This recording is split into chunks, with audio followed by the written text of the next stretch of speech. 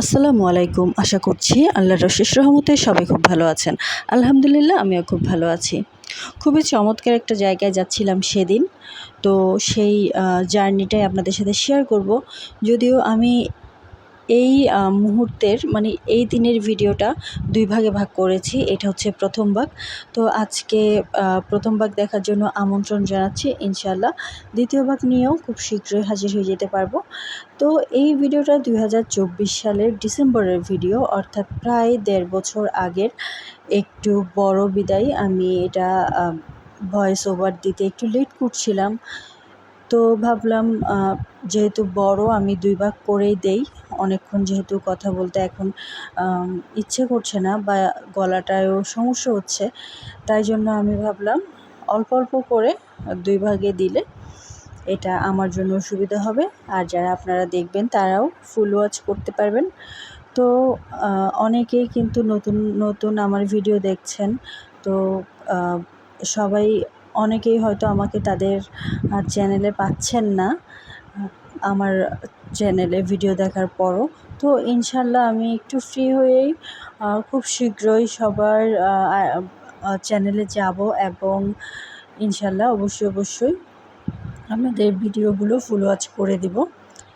তো দেখতে পাচ্ছেন যে চমৎকার জায়গায় যাব বলেছি তার কাছাকাছি কিন্তু চলেই এসেছি। তো যে চমৎকার জায়গায় যাব সেটা হচ্ছে একটা অ্যাগ্রো ফার্ম। আমাদের একটা বড় ভাই এটা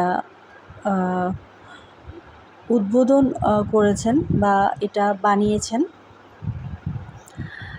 তো উদ্বোধন বলা যায় না, এটা হচ্ছে ওনার নিজেরই একটা অ্যাগ্রো ফার্ম, যেটা উনি প্রতিষ্ঠা করেছেন বলা যায়। আসলে উদ্বোধন শব্দটা এখানে মানানসই হচ্ছে না। এখানে উনি প্রতিষ্ঠা করেছেন এটা বললেই মানানসই হয়। তো উনি কিন্তু আগে অন্য একটা পেশায় ছিলেন। উনি মূলত উকিল ছিলেন। তো পরবর্তীতে ওকালতি পেশাটা উনি বাদ দিয়ে একেবারে সবুজের মধ্যেই নিবিষ্টভাবে মনোযোগ দান করেছেন। আর ওনার অ্যাগ্রো ফার্মে অনেক কিছু আছে মাশাআল্লাহ। একটা অ্যাগ্রো ফার্মে মোটামুটি যা থাকে, যদিও অল্প স্বল্প পরিমাণে, অনেক বেশি বড় না, কিন্তু যতটুকু আছে সেটাও কিন্তু অনেকের স্বপ্ন। তো আমার নিজেরও স্বপ্ন ছিল এরকম একটা অ্যাগ্রো ফার্মের মালিক হব কোনো একদিন। তো আসলে এগুলো অনেক কষ্ট। ওনার এখানে গিয়ে সেটা বুঝতে পেরেছি। দূর থেকে আমরা যা দেখি, আসলে যে কাজটা করে তার কাছাকাছি গেলে বোঝা যায় অল্প হলেও একটু যে কতখানি পরিশ্রম লাগে।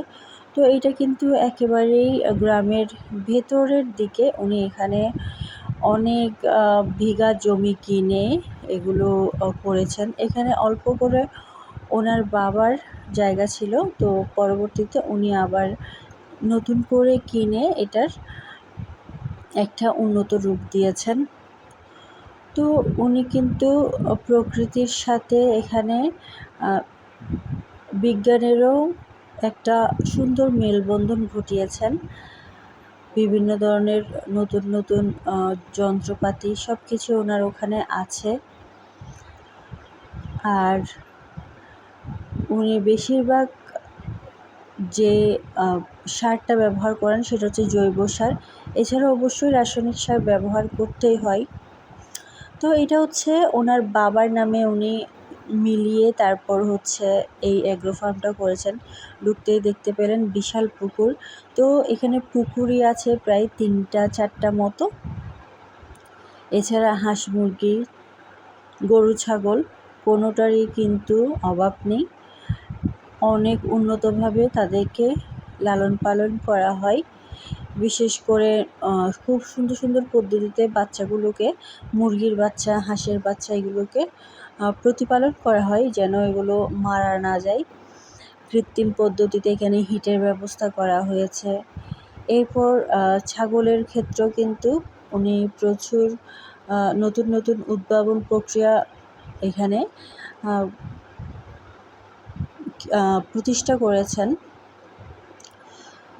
তো এছাড়াও গাছের তো এখানে অভাব নেই, মাশাল্লাহ অনেক অনেক ধরনের গাছ, সবজি, যেখান থেকে উনি বাণিজ্যিকভাবে কিন্তু আয় করে থাকেন। তো এখানে দেখতে পাচ্ছেন লাউয়ের ছড়াছড়ি, এখানে একটা লাইনেই কিন্তু অনেক অনেক বেশি লাউ ধরে রয়েছে। তো এখানে উনি খুবই সুন্দর করে এই জায়গাটা কাজে লাগিয়েছে পুকুরের পাড়ে। এটা যদি এমনিতেই রাখা হতো, তাহলে এমনিতেই করা হতো একটা খোলা জায়গায়, তাহলে অনেক জায়গা নষ্ট হতো। সেখানে উনি এই পুকুরের পাড়ে কিন্তু খুব সুন্দর করে এই জায়গাটাকে কাজে লাগিয়ে ফেলেছেন। তো ভাইয়ার এখানে একটা ছোট কুকুরের বাচ্চা ছিল তখন, এখন তো অনেক বেশি আছে। তো কুকুরের বাচ্চাটার আশেপাশে আমি দাঁড়িয়ে ভিডিও করছিলাম, আমি খেয়াল করিনি। তো সে আমাকে কিন্তু কামড়ে দেওয়ার চেষ্টা করেছিল।